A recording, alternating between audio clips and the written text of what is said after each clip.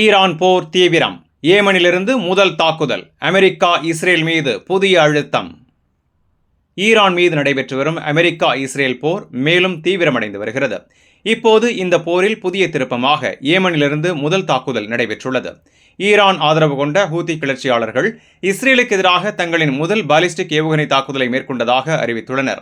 இந்த ஏவுகணை இஸ்ரேல் பாதுகாப்பு அமைப்பால் தடுக்கப்பட்டதாகவும் தெற்கு வெஸ்ட் பேங்க் பகுதியில் உள்ள ராணுவ இலக்குகளை குறிவைத்ததாகவும் அவர்கள் தெரிவித்துள்ளனர். இந்நிலையில் அமெரிக்க அதிபர் டொனால்டு டிரம்ப் நேட்டோ அமைப்பின் செயல்பாடுகளுக்கு கடும் அதிருப்தி தெரிவித்துள்ளார். நேட்டோ ஒரு காகித புலி போல உள்ளது, நாங்கள் உதவுகிறோம், ஆனால் அவர்கள் எங்களுக்கு உதவ மாட்டார்கள் என்று அவர் கூறியுள்ளார். மற்றொரு பக்கம் ஈரான் வெளியுறவு அமைச்சர் அப்பாஸ் அராக்ஷி இஸ்ரேல் தாக்குதலுக்கு கடும் எச்சரிக்கை விடுத்துள்ளார். சிவில் அணு நிலையங்கள் மற்றும் எஃகு தொழிற்சாலைகள் மீது தாக்குதல் நடத்தியதால் இதற்கான பெரிய விலை கொடுக்க வேண்டியிருக்கும் என்று அவர் எச்சரித்துள்ளார். மேலும் ஈரான் ராணுவம் அமெரிக்கா மற்றும் இஸ்ரேல் தீயுடன் விளையாடுகிறார்கள் என கடுமையாக பதிலளித்துள்ளது. அதே நேரத்தில் அர்த்தகான் பகுதியில் உள்ள அணு உற்பத்தி நிலையம் மீது தாக்குதல் நடந்த போதிலும் எந்தவித கதிர்வீச்சு கசிவும் ஏற்படவில்லை என்று ஈரான் அணு ஆற்றல் அமைப்பு தெரிவித்துள்ளது.